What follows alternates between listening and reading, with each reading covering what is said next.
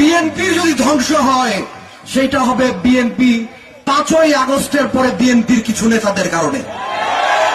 এরা যা শুরু করেছে এদের কারণে আজকে সারা দেশব্যাপী বিএনপি বদনাম হয়েছে। এরা চাঁদাবাজি করেছে, এরা দখলদারিত্ব কায়েম করেছে, এরা বয়স্ক ভাতার কার্ড বিক্রি করেছে, এরা 10 টাকা কেজি চাউলের কার্ড বিক্রি করেছে, এরা বিধবা ভাতার কার্ড বিক্রি করেছে। যেই নেতার কাছে 10 টাকা কেজি চাউলের কার্ড নিরাপদ না, ওই নেতার কাছে নেতৃত্ব কোনদিন নিরাপদ হতে পারে না।